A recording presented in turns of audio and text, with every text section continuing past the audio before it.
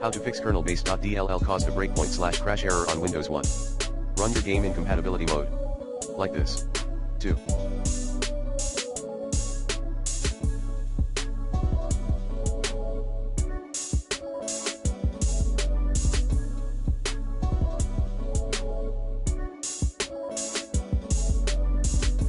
Disable antivirus software before playing your game.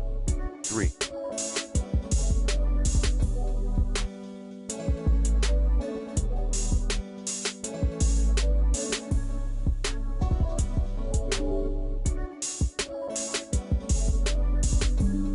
Increase paging file size if you can.